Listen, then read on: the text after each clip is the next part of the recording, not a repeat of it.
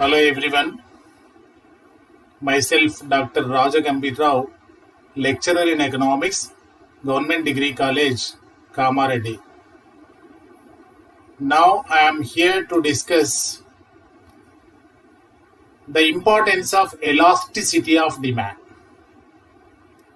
Importance of elasticity of demand in easy manner. నా పేరు doctor రాజగంభీర్ రావు, ప్రభుత్వ డిగ్రీ కళాశాల కామారెడ్డిలో అర్థశాస్త్ర ఉపన్యాసకునిగా పనిచేస్తున్నాను. నేను ప్రస్తుతం డిమాండ్ వ్యాకోచత్వ భావన యొక్క ప్రాముఖ్యతను గురించి వివరిస్తాను. Elasticity of demand. What is elasticity of demand?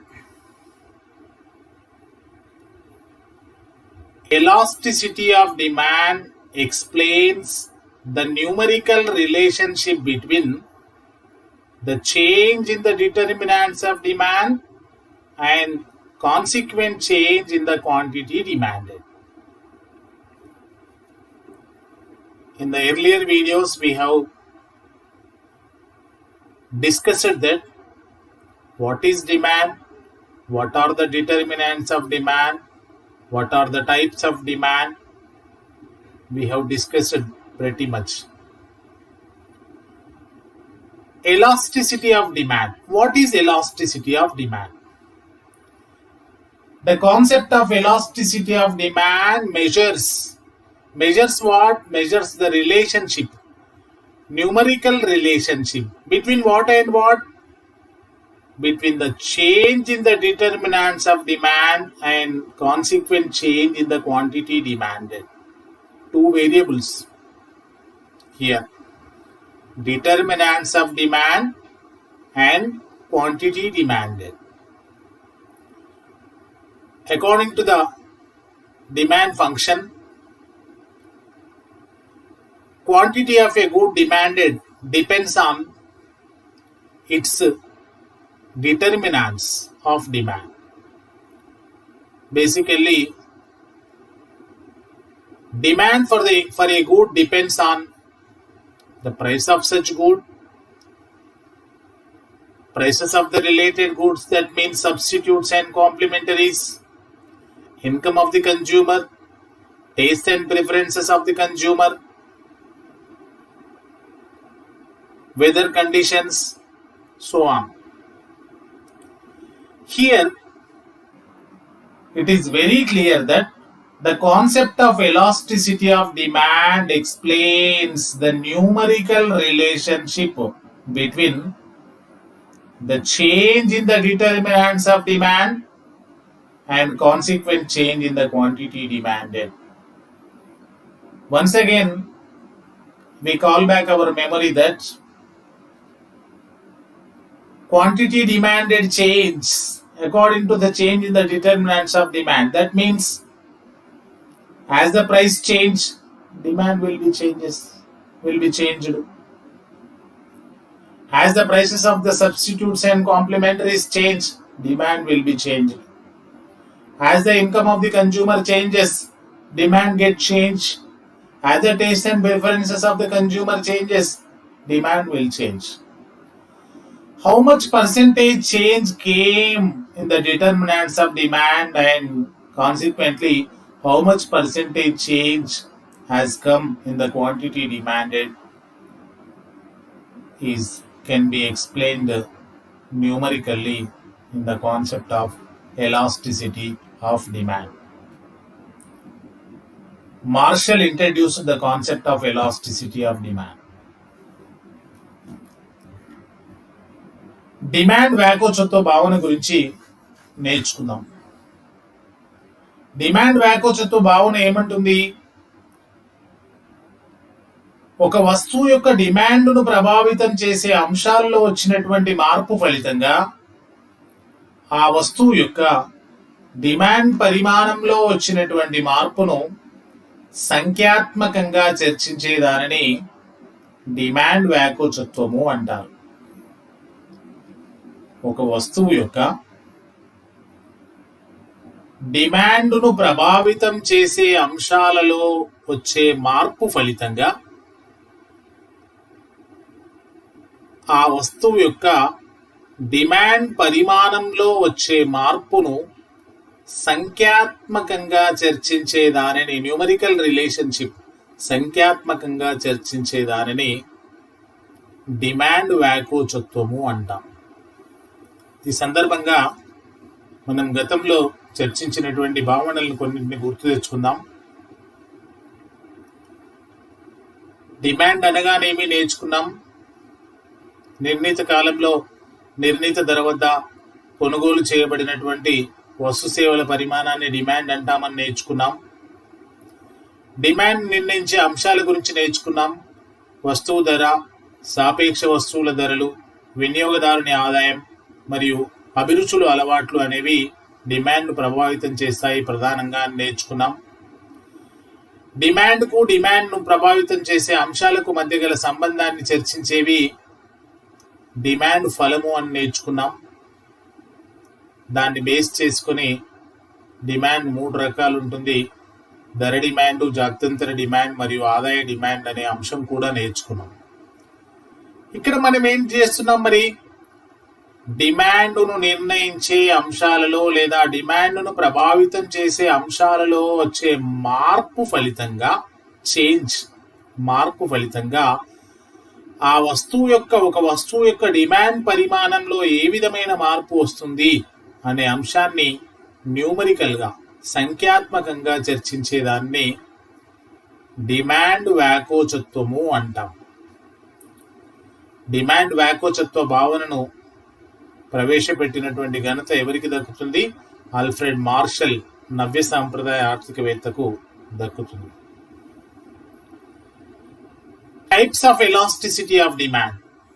Like the types of elasticity of demand are also 3 types. Elasticity of demand can be classified into 3 types. Price elasticity of demand, cross elasticity of demand, income elasticity of demand. ధర demand వ్యాకోచత్వము, జాత్యంతర demand వ్యాకోచత్వము, ఆదాయ demand వ్యాకోచత్వము అని demand వ్యాకోచత్వం 3 విధాలుగా ఉంటుంది. Price elasticity of demand.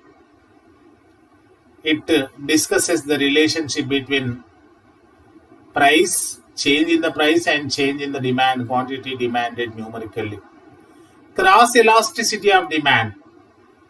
It discusses the relationship between quantity demanded and change in the prices of the related goods, supplementaries and complementaries, numerically. Income elasticity of demand. It discusses the relationship between the percentage change in demand in respect of the percentage change in the income of the consumer. This means price elasticity of demand denotes the relationship between price and demand, change in the price and change in demand numerically, change in the price and change in the prices of the related goods and quantity demanded numerically. Cross elasticity of demand, change in the quantity demanded because of the change in the income of the consumer, denoted, expressed numerically in the income elasticity of demand. Demand వ్యాకోచత్వ భావన 3 విధాలుగా ఉంటుంది. Demand కూడా 3 విధాలుగా ఉంటుంది. ధర demand, జాత్యంతర demand, ఆదాయ demand. అలాగే డిమాండ్ వ్యాకోచత్వ భావన కూడా 3 విధాలుగా ఉంటుంది. ధర వ్యాకోచ డిమాండ్, జాత్యంతర వ్యాకోచ డిమాండ్, ఆదాయ వ్యాకోచ demand. Price elasticity, cross elasticity, income elasticity. ఒక వస్తువు ధరలోని మార్పు ఫలితంగా ఆ వస్తువు డిమాండ్ పరిమాణంలో వచ్చే మార్పును సంఖ్యాత్మకంగా చర్చించేది ధర వ్యాకోచ demand. Price elasticity of demand, ధర డిమాండ్ వ్యాకోచత్వము అంటాం. ధర, డిమాండ్, వ్యాకోచత్వం. ఒక వస్తువు యొక్క ప్రత్యామ్నాయ పూరక వస్తువుల ధరలలోని మార్పు ఫలితంగా మరొక వస్తువు డిమాండ్లో వచ్చేటువంటి మార్పును సంఖ్యాత్మకంగా చర్చించేది జాత్యంతర వ్యాకోచ డిమాండ్. జాత్యంతర డిమాండ్ వ్యాకోచత్వము అంటాం. జాత్యంతర డిమాండ్, ధర డిమాండ్ వ్యాకోచత్వము, జాత్యంతర డిమాండ్ వ్యాకోచత్వము, ఆదాయ డిమాండ్ వ్యాకోచత్వం. ఆదాయంలోని మార్పు ఫలితంగా వస్తువు డిమాండ్ పరిమాణంలో ఏ విధంగా, వినియోగదారుని ఆదాయంలోని మార్పు ఫలితంగా ఒక వస్తువు యొక్క డిమాండ్ పరిమాణంలో వచ్చేటువంటి మార్పును సంఖ్యాత్మకంగా చర్చించే దానిని ఆదాయ డిమాండ్ వ్యాకోచత్వము అంటాం. వ్యాకోచత్వం ఎన్ని విధాలుగా ఉంటుంది? 3. ఏంటి అవి? ధర డిమాండ్ వ్యాకోచత్వం, జాత్యంతర డిమాండ్ వ్యాకోచత్వం, ఆదాయ డిమాండ్ వ్యాకోచత్వం. ధర డిమాండ్ వ్యాకోచత్వం గురించి మరొకసారి విపులంగా, martial was the first economist to define the price elasticity of demand. Price elasticity of demand measures changes in the quantity demanded corresponding to the change in the price of the good. వస్తువు యొక్క ధరలోని మార్పు ఫలితంగా ఆ వస్తువు యొక్క demand పరిమాణంలో వచ్చేటువంటి మార్పును లెక్కించేదే, కొలిచేదే, గణించేదే ధర demand వ్యాకోచత్వం. It is the ratio of percentage change in the quantity demanded to a percentage change in price. ధరలోని అనుపాత మార్పుకు డిమాండ్ పరిమాణంలోని అనుపాత మార్పును లెక్కిస్తుంది. Price elasticity of demand is equal percentage change in the quantity of the good demanded percentage change in the price of the good. ధర demand వ్యాకోచత్వాన్ని కనుక్కోవడానికి సూత్రం ఏమిటి?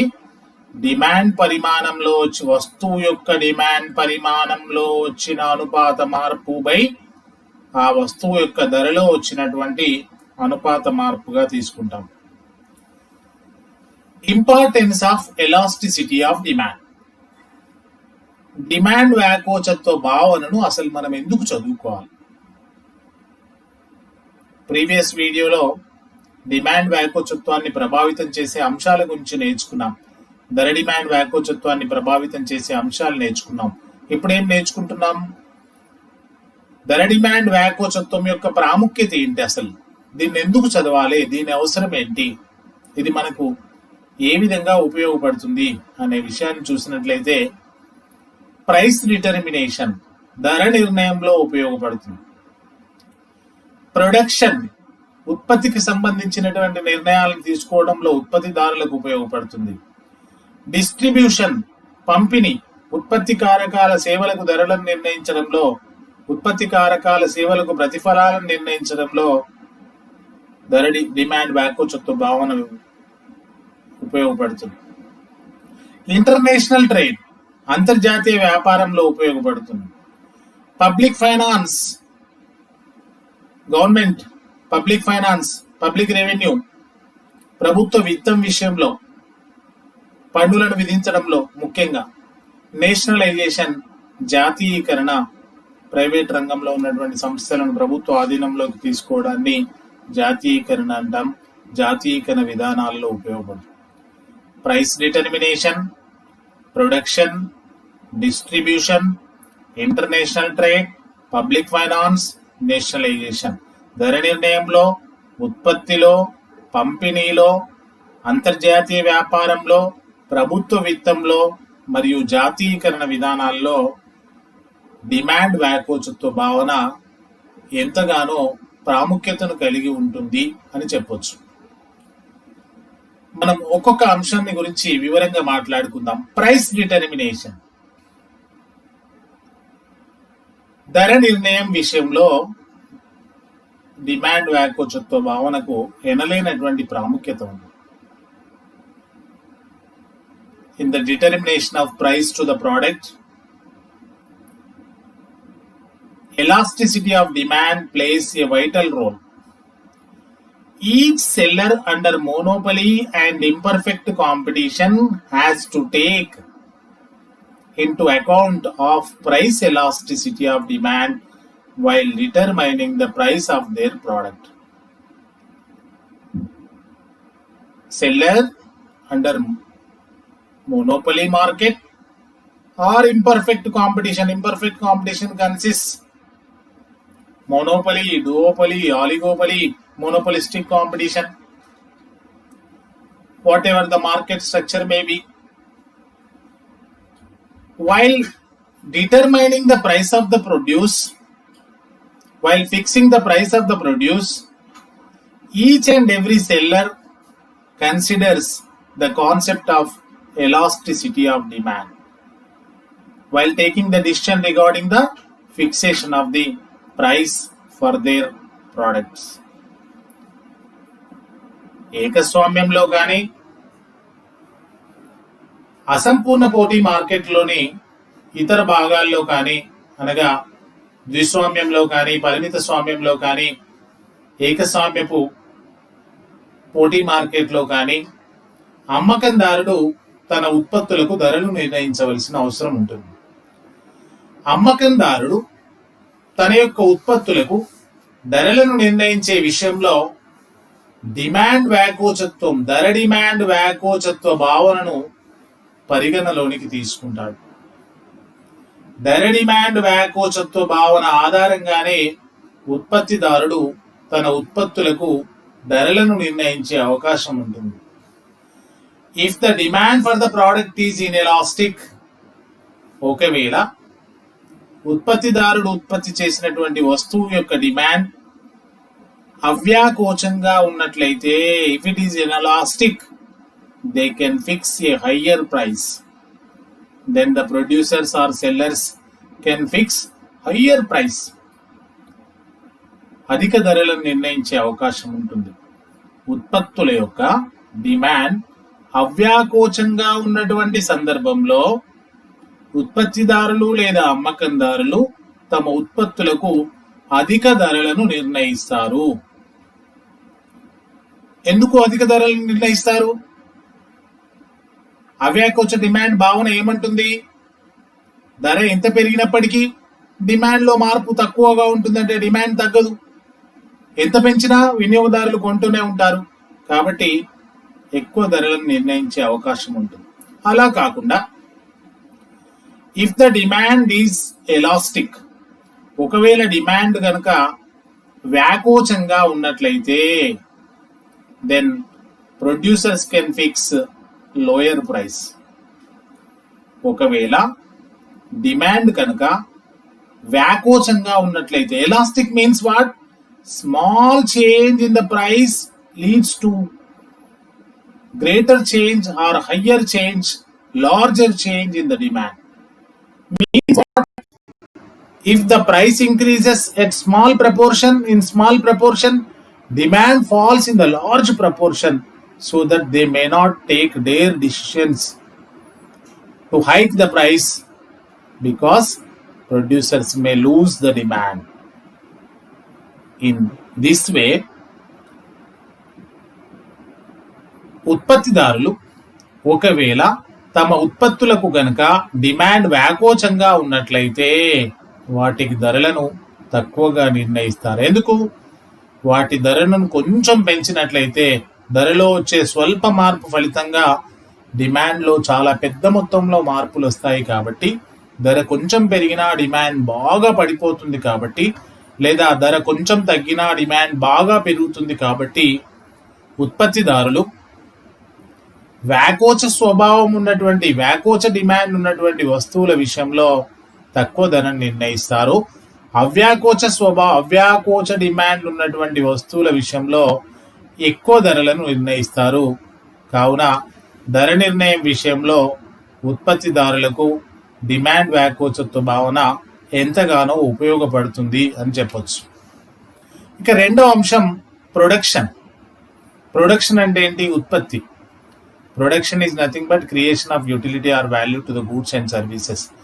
వస్తువులకు సేవలకు ప్రయోజనాన్ని లేదా విలువను సృష్టించడాన్ని, కల్పించడాన్ని ఉత్పత్తి అంటాం. Producers generally decide the size of production on the basis of the elasticity of demand for their product. Producers generally decide the size of production, level of production, on what? On the basis of the elasticity of demand for their product. Producers has to take the decision how much to produce, whether lesser quantity should be produced or higher quantity.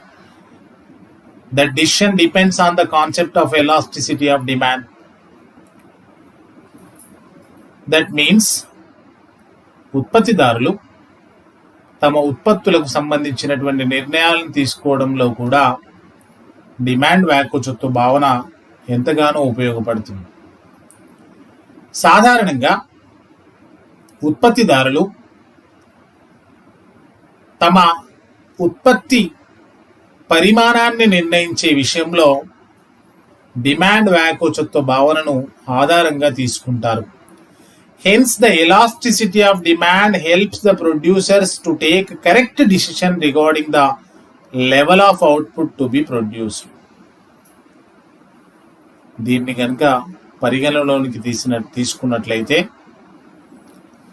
ధర demand వ్యాకోచత్వ భావన ఆధారంగా ఉత్పత్తికి సంబంధించినటువంటి నిర్ణయాలను తీసుకున్నట్లయితే ఉత్పత్తిదారులు తీసుకున్నటువంటి నిర్ణయాలు సహేతుకమైనవి లేదా సరి అయినవి అయ్యే అవకాశాలు ఎక్కువగా ఉంటాయి. సాధారణంగా అవ్యాకోచ డిమాండ్ ఉన్నటువంటి వస్తువుల విషయంలో ఉత్పత్తికి సంబంధించిన నిర్ణయాలు తీసుకోవడంలో అధిక ఉత్పత్తి పరిమాణాన్ని టార్గెట్గా పెట్టుకుంటారు. వ్యాకోచ స్వభావం ఉన్నటువంటి వస్తువుల విషయంలో ఉత్పత్తిదారులు ఆచి తూచి నిర్ణయం తీసుకునేటువంటి అవకాశం ఉంటుంది. కాబట్టి ధర డిమాండ్ వ్యాకోచత్వ భావన ఉత్పత్తికి సంబంధించినటువంటి నిర్ణయాలను తీసుకునే విషయంలో ఉత్పత్తిదారులకు ఎంతగానో దోహదపడుతుంది అని చెప్పవచ్చు. Third concept distribution.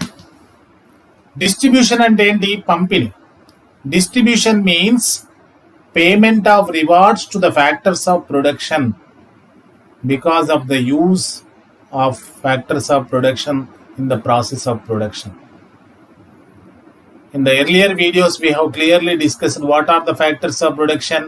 Land, labor, capital, organization and technology are the factors of production. When we use the services of the factors of production in the process of production, they have to be paid rewards. Payment of reward to the land is nothing but rent. Payment of reward to the labor is nothing but wage. Payment of reward to the capital is nothing but interest. Payment of reward to the organizer or entrepreneur or producer is nothing but profit. Payment of reward to the technology is nothing but royalty. గతంలో మనం నిర్ణయించినటువంటి విధంగా ఉత్పత్తి ప్రక్రియలో ఉత్పత్తి కారకాలు అవసరమవుతాయి. భూమి, శ్రమ, మూలధనం, వ్యవస్థాపన మరియు సాంకేతిక పరిజ్ఞానములను ఉత్పత్తి కారకాలుగా భావిస్తాము, ఉత్పత్తి కారకాలుగా చెప్పుకుంటాం. ఉత్పత్తి ప్రక్రియలో ఉత్పత్తి కారకాల సేవలను వినియోగించుకున్నందుకు గాను వాటికి ప్రతిఫలాలను చెల్లించవలసి ఉంటుంది. ప్రతిఫలాలను చెల్లించడాన్ని అర్థశాస్త్ర పరిభాషలో పంపిణీ అంటారు. Distribution. Payment of rewards to the factors of production is nothing but distribution. ఇక్కడ వస్తువు విలువలో ఇది చాలా సున్నితమైనటువంటి జటిలమైనటువంటి అంశం. ఒక వస్తువు విలువ 100 రూపాయలు అయినట్లయితే దాంట్లో బాటకం రూపంలో భూమికి ఎంత చెల్లించాలి, వేతనం రూపంలో శ్రామికులకు ఎంత చెల్లించాలి, వడ్డీ రూపంలో పెట్టుబడిదారులకు లేదా మూలధనానికి ఎంత చెల్లించాలి, రాయల్టీ రూపంలో సాంకేతిక పరిజ్ఞానానికి ఎంత చెల్లించాలి, లాభం రూపంలో వ్యవస్థాపకునికి ఎంత రావాలి అనేది ఒక ప్రశ్న. ఈ ప్రశ్నకు సమాధానం డిమాండ్ వ్యాకోచత్వ భావన ద్వారా లభిస్తుంది. There may be a critical problem that how much should be, whenever we feel that the value of good X is 100 rupees, out of that 100 rupees, how much should be paid in the form of rent? How much should be paid in the form of wage to the labor? How much should be paid in the form of interest to the capitalist or industrial or investment, how much should be the reward of technology in the form of royalty, how much should remain to the organizer in the form of profit. Solution to that question is elasticity of demand.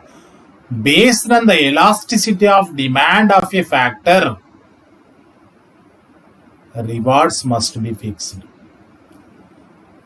Elasticity of demand also helps in the determination of rewards for the factors of production. For example, if the demand for labor is inelastic, for the convenience of our understanding, we are taking one factor of production, that is labor. When the demand for labor is inelastic, trade unions will be successful in raising wages. శ్రామికులకు గనక శ్రామికుల demand గనక అవ్యాకోచంగా ఉన్నట్లయితే, శ్రామికులకు demand అవ్యాకోచంగా అంటే ఏంటి? శ్రామికుల యొక్క వేతనాలు ఎంత పెరిగినప్పటికీ ఉద్యోగ అవకాశాలు తగ్గకపోయినట్లయితే ఖచ్చితంగా ట్రేడ్ యూనియన్స్ అంటే శ్రామిక సంఘాలు ఎక్కువ వేతనాల కోసం పట్టుపట్టవచ్చు, వేతనాలు పెంచాలని, వేతనాలను పెంచుకోవడానికి ప్రయత్నించవచ్చు. అదర్వైజ్ అలా కాకుండా when demand for the labour is elastic. Elastic means what? When the wage increases to some extent, unemployment increases to the larger extent, demand for labor will come down. Demand for labor comes down means what? Compared with earlier number of employees, present employees will be less. That means unemployment will increase. Then because of the fear of unemployment, laborers may accept at lower level of wages also. That means ఒకవేళ శ్రామికుల యొక్క demand, శ్రామికులకు గల demand వ్యాకోచంగా ఉన్నట్లయితే, కొంచెం వేతనాలు పెంచినట్లయితే చాలా ఉద్యోగాలు కోల్పోవలసినటువంటి పరిస్థితి ఏర్పడినప్పుడు నిరుద్యోగ భయంతో శ్రామికులు తక్కువ వేతనాలకు కూడా పనిచేయడానికి సిద్ధపడతారు. కావున ఇక్కడ summary, you observe the summary. When the demand for labour is inelastic, wages will be high. When the demand for labor is elastic, wages will be less. ఎప్పుడైతే శ్రామికులకు డిమాండ్ అవ్యాకోచంగా ఉంటుందో వేతనాలు ఎక్కువగా ఉంటాయి. శ్రామికులకు డిమాండ్ వ్యాకోచంగా ఎప్పుడైతే ఉంటుందో అప్పుడు వేతనాలు సాధారణంగా తక్కువగా ఉండే అవకాశం ఉంటుంది. Here in the case of international trade also, the concept of elasticity have very good significance. In the beginning, we should know what is international trade. International trade is the trade which takes place between the nations. When a good or service is exchanged across the borders of the country, that may be treated as international trade. అంతర్జాతీయ వ్యాపారం అనగానే ఒక వస్తువు లేదా సేవ ఒక దేశ సరిహద్దును దాటి జరిగి మారకం జరిగినట్లయితే దాన్ని అంతర్జాతీయ వ్యాపారము అంటాం. దేశ సరిహద్దులను దాటి జరిగే వస్తు సేవల మారకాన్ని అంతర్జాతీయ వ్యాపారము అన్నాం. దేశ సరిహద్దు దాటితే సరిపోతుంది. అది ఒక దేశానికి వెళ్తుందా, 2 దేశాలకు వెళ్తుందా, 200 దేశాలకు వెళ్తుందా, అప్రస్తుతం, మనకు సంబంధం లేనటువంటి విషయం. దేశ సరిహద్దులను దాటి జరిగే వస్తు సేవల మారకాన్ని అంతర్జాతీయ వ్యాపారము అంటాం. The concept of elasticity of demand is also most useful in the international trade. ధర డిమాండ్ వ్యాకోచత్వ భావన అంతర్జాతీయ వ్యాపారంలో కూడా చాలా ఉపయోగపడుతుంది. Elasticity of demand helps in finding out the terms of trade between two countries. Terms of trade means what? For how much the quantity we are exporting, how much should be imported. Opposite country, how much should that country offer. Terms of trade, వర్తక నిబంధనలు అంటాం. ఒక దేశం ఒక వస్తువును ఎంత పరిమాణంలో ఎగుమతి చేస్తే దానికి బదులుగా మరొక దేశం ఎంత పరిమాణాన్ని ఇస్తుంది అనేది రెండు దేశాల మధ్య వస్తు సేవల మారకానికి సంబంధించినటువంటి షరతులను వర్తక నిబంధనలు లేదా వర్తకపు షరతులు, టర్మ్స్ ఆఫ్ ట్రేడ్ అంటాం. ఈ వర్తక నిబంధనలు పూర్తిగా దేనిపైన ఆధారపడి ఉంటాయి? ఆ రెండు దేశాలు ఎగుమతి దిగుమతి చేసుకునే వస్తువుల యొక్క డిమాండ్ వ్యాకోచత్వాలపైన ఆధారపడి ఉంటాయి. Terms of trade refers to the rate at which domestic country is exchanged for foreign commodities. ఒక దేశం డొమెస్టిక్ కమాడిటీ అంటే దేశీయంగా ఉత్పత్తి చేసినటువంటి ఒక వస్తువును విదేశీ వస్తువుతో ఏ రేటులో మారకం చేస్తుందో సూచించే దానినే దాని యొక్క వర్తక నిబంధన అంటాం.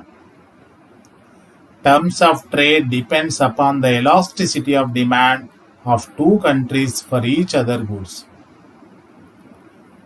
ఈ వర్తక నిబంధనలు అనేవి రెండు దేశాలలో ఉన్నటువంటి రెండు వస్తువులకు ఉన్నటువంటి డిమాండ్ వ్యాకోచత్వాలపైన ఆధారపడి ఉంటుంది అని చెప్పొచ్చు.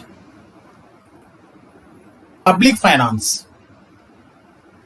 ప్రభుత్వ విత్తం విషయంలో కూడా, ప్రభుత్వం తన విత్త విధానాలను నిర్ణయించే విషయంలో కూడా ధర డిమాండ్ వ్యాకోచత్వ భావన ప్రముఖంగా ఉపయోగపడుతుంది. ప్రభుత్వానికి ప్రధానమైనటువంటి ఆదాయ మార్గం ఏంటి? పన్నులు. In the matter of public finance also the concept of elasticity is most useful. Taxes are the primary resources of the government. While levying taxes, finance minister definitely considers the concept of elasticity of demand. Elasticity of demand helps the government in formulating tax policies. While imposing taxes on the commodity, finance minister considers the elasticity of demand. When the demand is elastic, less amount of tax will be imposed. Why? Elastic means what? If there is small change in price, small hike in price may lead to large fall in demand, so that when the demand for a good is elastic nature, government levies less amount of tax, government imposes less amount of tax. Otherwise, when the demand is inelastic, then higher amount of tax will be imposed on that good. Demand is inelastic means what? How much ever the price increases because of the hike in the tax. When some amount of tax is levied on the good, that will result in what? That will definitely result in price, in the hike of price. So, when government imposes tax, it will reflect in the price. When price increases, according to the law of demand, demand falls. In the case of inelastic demand, even though the price increases, even though the tax increases, demand does not fall. In such cases, government obviously hikes or increases the taxes. ధర demand వ్యాకోచత్వ భావన ప్రభుత్వానికి పన్నుల విధానాలను రూపొందించడంలో ఎంతగానో ఉపయోగపడుతుంది. పన్నులను విధించే విషయంలో విత్త మంత్రి డిమాండ్ వ్యాకోచత్వ భావనను ఆధారంగా తీసుకుంటాడు. ఒకవేళ ఒక వస్తువుకు గనక డిమాండ్ వ్యాకోచంగా ఉన్నట్లయితే, వ్యాకోచం అనగానేమి? ధరలో స్వల్ప మార్పు ఫలితంగా డిమాండ్లో ఎక్కువ మార్పు రావడం. స్వల్ప మార్పు ఎక్కువ మార్పు అంటే ఏంటి? ఇక్కడ ధర కొంచెం పెరిగితే డిమాండ్ బాగా తగ్గడం. ధర ఎందుకు పెరుగుతుంది అనుకుంటున్నాం? ఇక్కడ పన్ను విధించినట్లయితే ధర పెరుగుతుంది. 10 రూపాయలు ఉత్పత్తి వ్యయం ఉంది, దానిలో 2 రూపాయలు పన్ను వేసింది అనుకోండి ప్రభుత్వం, 12 రూపాయలు అవుతుంది. 4 రూపాయలు పన్ను వేసింది అనుకోండి, 14 రూపాయలు అవుతుంది. కాబట్టి డిమాండ్ కనుక వ్యాకోచ స్వభావాన్ని కలిగి ఉన్నట్లయితే, అనగా ధరను కొంచెం పెంచినట్లయితే డిమాండ్ బాగా పడిపోయే పరిస్థితులు ఉన్నట్లయితే, ఆ వస్తువుల విషయంలో విత్త మంత్రి లేదా ప్రభుత్వం తక్కువ పన్నును విధిస్తారు. అలా కాకుండా ఒకవేళ ఒక వస్తువుకు కనుక డిమాండ్ అవ్యాకోచంగా ఉన్నట్లయితే, ఆ వస్తువుల విషయంలో ఎక్కువ మొత్తంలో పన్నులను విధించడానికి అవకాశం ఉంటుంది. ఎందుకు? పన్ను పెంచినప్పటికీ, దాని ఫలితంగా ధర పెరిగినప్పటికీ డిమాండ్ తగ్గిపోయే అవకాశం ఉండదు. కాబట్టి అవ్యాకోచ డిమాండ్ స్వభావాన్ని కలిగి ఉన్నటువంటి వస్తువుల విషయంలో ఎక్కువ పన్నులను విధిస్తారు. వ్యాకోచ డిమాండ్ స్వభావాన్ని కలిగి ఉన్నటువంటి వస్తువుల విషయంలో తక్కువ పన్నులను విధిస్తారు. ఇది అంశం. దీనిలో చిట్ట చివరి అంశం నేషనలైజేషన్, జాతీయీకరణ. What is the meaning of nationalization? Nationalization is nothing but undertaking of the industries which are under the control of private sector into the hands of government. Private రంగంలో లేదా ప్రైవేటు వ్యక్తుల చేతులలో ఉన్నటువంటి పరిశ్రమలను ప్రభుత్వ ఆధీనంలోకి తీసుకోవడాన్ని జాతీయీకరణ అంటాం. దీని యొక్క ప్రధాన ఉద్దేశం ఏంటి? వినియోగదారుల యొక్క రక్షణ కోసం, పేద ప్రజల రక్షణ కోసం, ప్రజా సంక్షేమం కోసం. People welfare is the primary and foremost objective of the nationalization. The concept of elasticity of demand enables the government to decide about nationalization of industries. ధర డిమాండ్ వ్యాకోచత్వ భావన ప్రభుత్వానికి ఒక పరిశ్రమను జాతీయం చేయాలా వద్దా అనే నిర్ణయాన్ని తీసుకునే విషయంలో ఎంతగానో ఉపయోగపడుతుంది. ఒక పరిశ్రమను ప్రైవేటు రంగం నుండి ప్రభుత్వ ఆధీనంలోకి తీసుకోవాలా వద్దా అని తీసుకునే నిర్ణయం విషయంలో, అనగా పరిశ్రమల జాతీయీకరణ విషయంలో డిమాండ్ వ్యాకోచత్వ భావన ఎంతగానో ఉపయోగపడుతుంది. When the demand is inelastic,